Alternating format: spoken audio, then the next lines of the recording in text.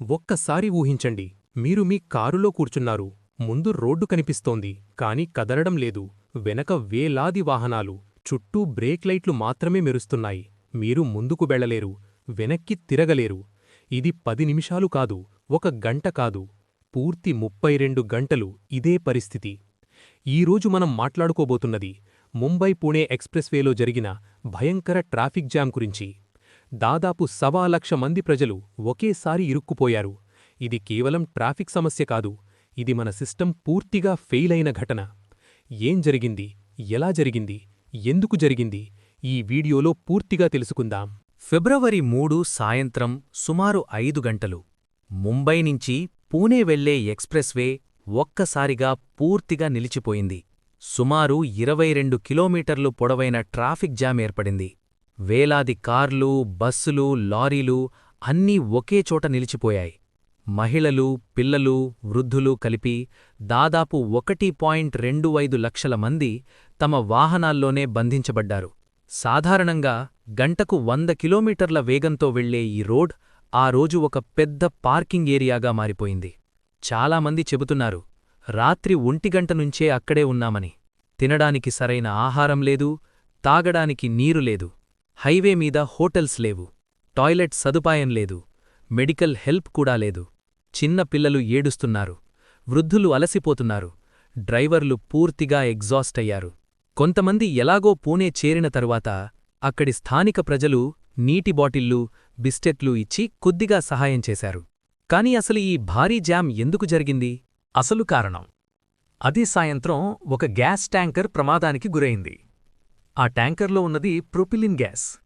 ఇది చాలా ప్రమాదకరమైన, త్వరగా అంటుకునే గ్యాస్. గ్యాస్ లీక్ కావడం మొదలైంది. ఒక చిన్న మంటపడినా మొత్తం ప్రాంతం అగ్నికి ఆహుతయ్యే ప్రమాదం ఉంది. అందుకే పూణే వైపు వెళ్లే ట్రాఫిక్ మొత్తాన్నే ఆపేశారు. NDRF, SDRF, fire brigade, highway పోలీసులు అందరూ అక్కడికి చేరుకున్నారు. కాని గ్యాస్ను పూర్తిగా నియంత్రించడానికి, ట్యాంకర్ను సురక్షితంగా తొలగించడానికి 24 గంటలకు పైగా పట్టింది. మొత్తం రోడ్డు తిరిగి ఓపెన్ అవ్వడానికి 32 గంటలు పట్టింది. ఇప్పుడొక విషయం ఆలోచించండి.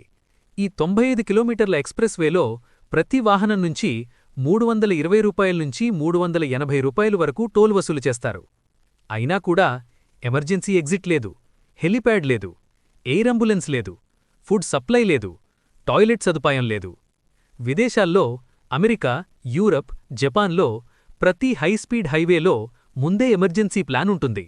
పెద్ద ప్రమాదం జరిగితే హెలికాప్టర్ దిగుతుంది, ప్రజలను బయటకు తీస్తారు, మెడికల్ ఫుడ్ సపోర్ట్ వెంటనే అందుతుంది. కాని ఇక్కడ 1.25 లక్ష మంది 32 గంటలు నిరాశ్రయంగా ఉన్నారు. ఈ ట్రాఫిక్లో చిన్నపిల్లలున్నారు, వృద్ధులున్నారు, రోగులున్నారు, అంబులెన్సులు కూడా ఇరుక్కొని ఉండొచ్చు. కాని ఎవ్వరికీ సాయం చేరలేదు. ఇది కేవలం ఒక యాక్సిడెంట్ కాదు, ఇది మన హైవే వ్యవస్థలో ఉన్న లోపాలను బయటపెట్టింది.